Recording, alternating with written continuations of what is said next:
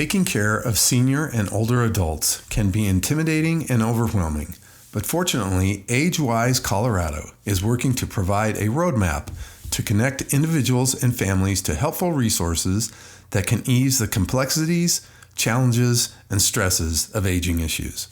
I'm excited to be back from a summer break and have a conversation with Agewise Colorado President Bob Brocker on this episode of Making Our World Better. Welcome to the Making Our World Better podcast, where you will find motivation and encouragement through lively conversations with inspirational people who every day are making our world a better place. Now, here's your host, Jay Clark. Welcome to the podcast. I am Jay Clark, and I am excited to have a conversation with Bob Brocker, founder and president of Agewise Colorado, a mission-driven organization devoted to filling the significant information gap for older Coloradans and their families struggling to find helpful, trustworthy resources when or before aging-related issues arise. Through his work, Bob has become an expert in this field. He has spent nearly 7 years working with the Denver Regional Council of Governments, DRCOG, as a member of the Advisory Committee on Aging. In 2020, Bob became a founding board member of the Colorado Center for Aging, where he still serves, and that same year, he started Agewise Colorado. Bob has enjoyed a long career in transportation consulting and has worked as a rail operations consultant both domestically with the U.S. Department of Transportation, among others, and internationally as well. Bob spent more than 25 years with the J.R. Bentley Company, a transportation management and process improvement organization. Outside of Agewise Colorado and the Colorado Center for Aging, Bob also serves on the board of A Little Help, which is another organization that helps seniors thrive. He was also awarded the Citizen Award from DRCOG in 2021, and I'm thrilled to have him here. Bob, welcome, and thanks for being with me. Well, thank you so much, Jay. I appreciate the invitation. So how would you describe Agewise Colorado to somebody that doesn't know anything about it? The way I would describe it is to say that first, we all have parents or had parents at some point in time.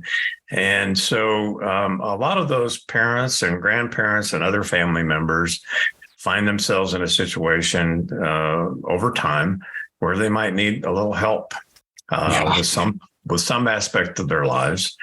And oftentimes, and even more so these days, that help falls on family members to provide caregiving. And so one thing that I've learned in doing this work for the last several years is that there isn't really a good place for people to come and learn about those aging-related issues, be able to attend free educational events, and to find actually vetted service providers who can help with those caregiving situations when they do arise. And so decided to create this about 3 years ago. And we got a little initial funding from the Next 50 initiative, which is a foundation here in Colorado focused on aging, non-related nonprofit organizations. And then we were able to launch our website in July of 2021. Awesome. So we've been doing this now for a couple of years. We have our traffic to our website, which is all, our website is entirely free to use. So it's fantastic. Anybody can use it. Yeah. And probably about 20% of our site visits are actually from people outside the state of Colorado, and primarily looking for information. And in those cases, and also service providers, people who have parents in another state, or maybe they live in another state and have parents here, grandparents, whoever, can just be a good friend. And then we are getting about 2,500 site visits every month now. Wow, fantastic. We have a newsletter that we put out every week, and that goes to almost 2,500 people. Nice. So, we're slowly and surely getting the word out that we exist, so that more people know what other organizations exist that are available to help them when they need help. Right, because it's an interesting situation when you're the children and suddenly now the tables have turned where you have to take care of your parents. It's overwhelming. Having been there, it is overwhelming. And to have a place like this where you can go is awesome. And it's got to be such a giant stress reliever for so many people. So how do you go about vetting the partners and the resources that you're recommending and finding trustworthy on your website? Well, we have like about three classifications of what we call participating providers. One is government agencies, which, you don't need to vet a government agency. Right. Next is nonprofit organizations, and then finally for-profit organizations. And so depending on the size of those two types of organizations, the nonprofits and for-profits, we're often able to do a background check on the owner or CEO, executive director of, you name it, of that organization. And that helps a lot. In addition to that, we also do checks of the Secretary of State. If an organization is licensed for being able to do some particular service, we check licenses and complaints, Better Business Bureau. And one of the key things that we do is, because we've been involved in this space of aging in Colorado for so many years, we actually know a lot of people too. Yeah. And so, we can call up folks that we know and trust and say, hey, what do you know about this organization? And so we're very careful about who we put on our website. We don't require a payment to be on our website as a provider. Awesome. We do have a schedule of suggested donations, but we don't require people to make those donations, because our primary goal is to expose roughly 3 million people in Colorado who are over the age of 40, so the caregiving age and older, to what's available to them when they need it. And that could mean a lot of different things. No kidding. So it could mean, help with financial stuff, and even people in that sandwich generation, that roughly 40 to 60 age group, can often find that they could use some help themselves with some of these things. For sure. And there's a lot of attention being paid to aging in place, of course. And, more healthcare providers are coming to people's homes. So that's changed. Medicare and Medicaid have stepped up their reimbursements so that to encourage more people to live in their homes. Yeah. So it's a trend, and it's one that also sometimes calls up the need for home modifications and so on. So. Sure. Well, and what I love about it is, having had to navigate this before, is you can maybe find something here, some government stuff here, some local nonprofit stuff, to bring this all together so it's under one roof and, so to speak, is awesome. So, when did you really, or what motivated you to start this, to see when you saw that there was this gap out there? What kind of was the instigator to getting this going? Well, a couple of things. I mean, one, I've been in that situation myself. My parents, I grew up in Indiana. My parents were still living there. So it was my mother was, she was widowed and living alone. And that's what first attracted me to a little help, frankly, because I could see the need for having community volunteers to help people, age of their homes. And then, but then as time went on, it became apparent that there was a need for things like home delivered meals and nutritious meals because she couldn't cook anymore, and just upkeep on the house and all those kinds of things. Yeah. And then the other thing, I've been involved with this, the Dr. Cogger Agency on Aging, advisory committee for a number of years, as you mentioned. And I would ask people, well, do you know about the area agencies on aging? And like 9 times out of 10, the answer was, who are they? What do they do? And so I thought, here's an organization that's been around for over 50 years. They're funded by the federal and state government. They're everywhere in the country, in every county, in every state, and no one's heard of them. And they're here to serve people over the age of 60, and primarily lower income, although it's not necessarily always lower income, but typically is. And so, people don't know about this. There's thousands of other organizations they don't know about. And so how do we fix that? And so that was those two things, I guess, those were the impetus for actually getting this kicked off. So that's awesome. It's the story of every great nonprofit, right? You see a need and you jump in to tackle it.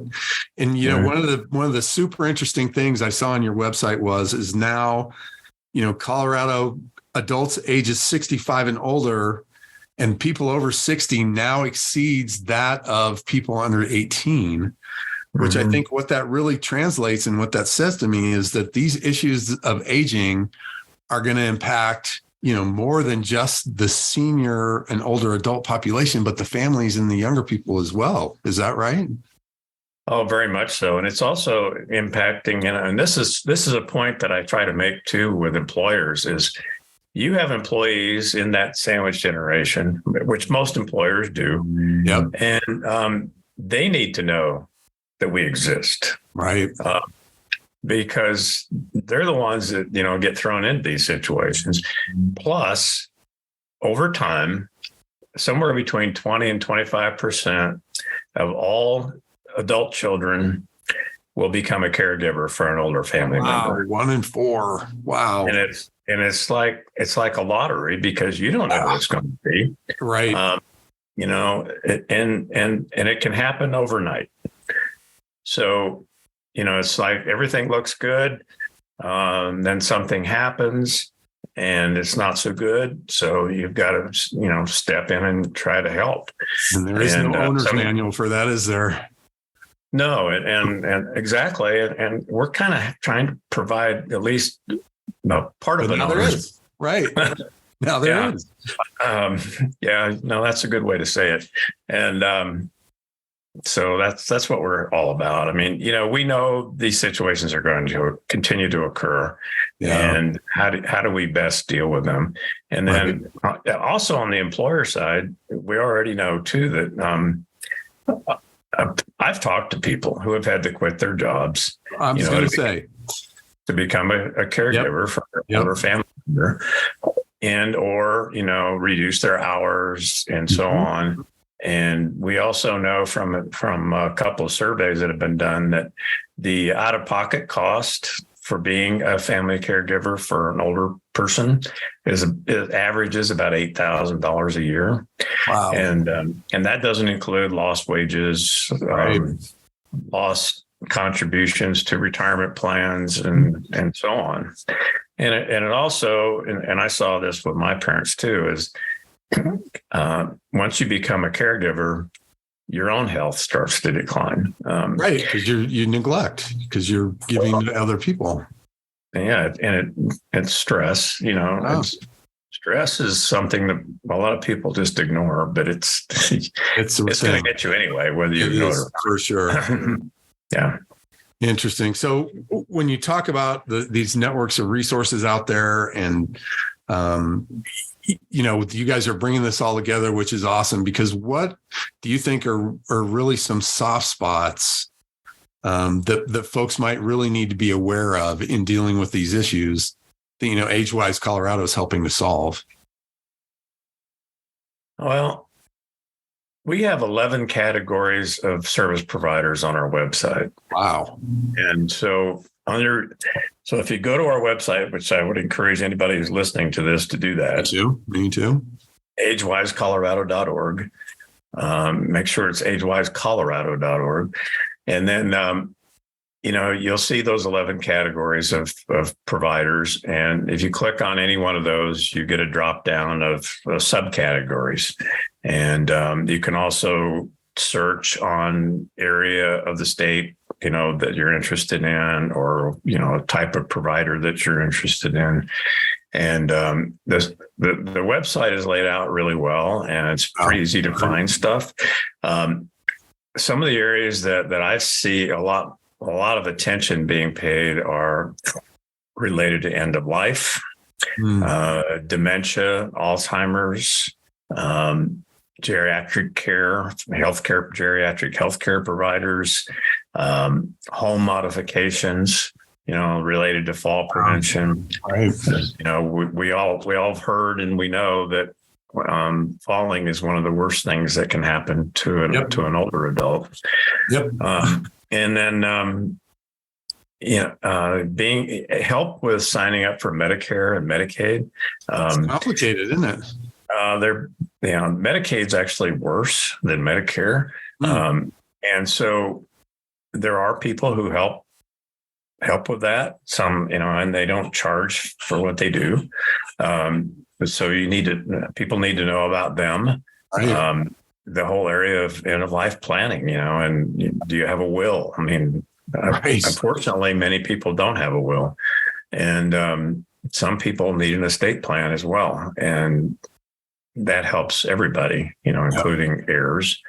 So, this whole, the whole mental health thing too has gotten to a lot of attention, and it needs to have a lot of attention. Right.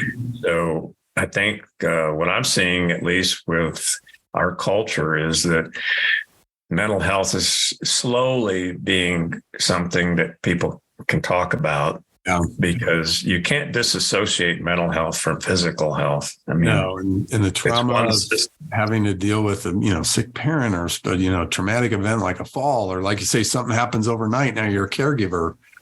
Mm-hmm. It's a lot. Well, the other thing too is, we all have this habit now of Googling things, right. And so to Google, who starred in a movie that you liked, or right. Getting a recipe, or, those kinds of things, that's all very helpful, useful information when you need it. But when you start Googling things related to aging and in-home care and those kinds of things, it's overwhelming. Yeah. And and can I trust this information that I'm seeing that I found? I don't know. Yeah, because you're doing that for everyone. We all see it when we use Google. I mean, there's the first page is typically people who have paid, to be there. Right. So you have to ask yourself, well, is that the best choice just because they're on the top of the first page? Yeah. Well, can you share a favorite success story that you've had with Agewise Colorado since you launched it?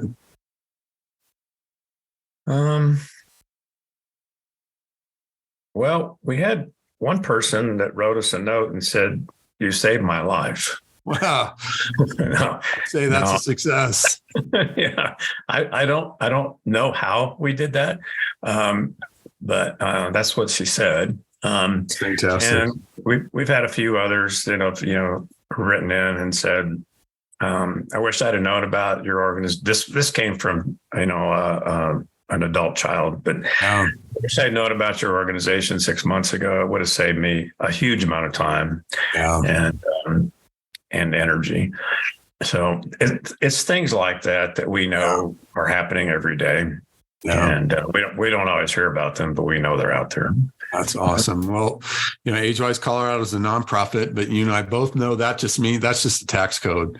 What's really been an effective fundraising strategy for you to keep the organization sustained and all the business stuff that you've learned over the years? How is that helping you keep the organization going? Well, we continually look at how we can do a better job at raising funds. The grant route is very difficult. There are probably in the neighborhood of 25,000 nonprofits in the state of Colorado alone. And so it's highly competitive. And so we've had decent success in getting donations from providers, but it's by no means 100%. And then we've had a couple of sponsorships that have come in, so that helps. So those are the primary sources of funding. I'm a volunteer. Our executive director is a volunteer. We have a volunteer writer. So we're very careful, how we spend our money. And that's so, we know that this is the right thing to do. Yeah. And we know that we're going to be successful doing it. And so we just keep plugging along here. Well, I admire you for that. But, through your career, you obviously done a lot domestically, internationally, worked with some big organizations. But what have been, some bedrock leadership principles for you that you've leaned on over the years, especially in your nonprofit work? Well, there's something that pops into my mind pretty frequently related to when I was going to college back in Indiana. I had a professor in my first management class who laid out this acronym called POMCI. So this is the role of you as a leader and manager in an organization. So it's planning, organizing, motivating, controlling the money in this case, and innovating. So it's 5 things, and it's pretty simple. And I've thought about I have thought about that POMCI my entire life, actually, ever since I learned it. So I think those. There are so many leadership books and out there, about how to be a better leader in classes and all that stuff. But it really does just boil down to those things. If you can do all those things well, then you're going to be successful, and the people who in your organization are going to be successful. POMCI, I wrote that down. I'm going to be ripping that off from now on. Thank you for that. So what keeps you energized and keeps you excited about the future of Agewise Colorado? Well, it's just, I just know it's the right thing to be doing. And I really enjoy doing it. Enjoy seeing, people using what we have available. We do webinars every month, usually twice a month. And so it's an opportunity for all of us. I learn something every time we do a webinar. And so, and the audience does as well. And then we record all those. They're all on our website. We've done 34 of them so far. Wow. And we have 2 more scheduled this month. And we're also getting these translated into Spanish. So, we know there's a large Spanish speaking population, mm-hmm. and we need to reach them too. So we're working pretty hard to do that. So, it just boils down to knowing that we're doing something that needs to be done. And so, and we have fun doing it. So I'll change gears a little bit as we wind down. But what is something that you will read, listen to, or watch today? I listen to a lot of books. So, in fact, I just finished one a little while ago. So I have a book here right now that I started reading, a hardcover book. It's called Outlive. You may have heard of it. So it's written by a doc, and it's about living a healthier lifestyle when you're younger, so that when you're older, you have those ingrained habits, and you continue to live a healthy lifestyle. It's more about, it's about prevention of healthcare issues as opposed to fixing things that are broken. And we need to do a lot more of that. I mean, it's the expense of fixing is so much greater than it is of preventing. And then there's a lot more pain involved as well. So that's awesome. A lifetime learner. Love it. So is there anybody that you would point to as a role model for you throughout your career?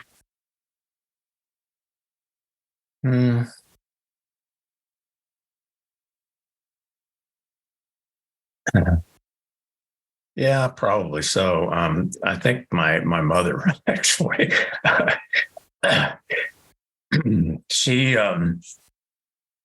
was a very kind and giving person. So I think that, that's a trait. Those are traits that I hope that I have in my own self, and I think I do, but sometimes more than others. So so that's what I strive to do is be more like what she was. So I love it. Like a buddy of mine said, we're all mama's boys. So it's a great answer.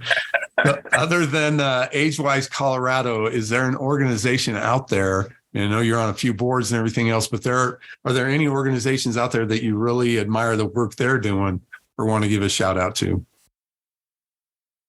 Well, always a little help. I mean, I love what a little help does. And that organization has grown from a tiny little all volunteer nonprofit, 15 years ago, to having a staff of about 12 people or so. I mean, I don't remember the exact number, but it's a number, and also covers all of Denver Metro and Larimer County and now Grand Junction. So it's awesome.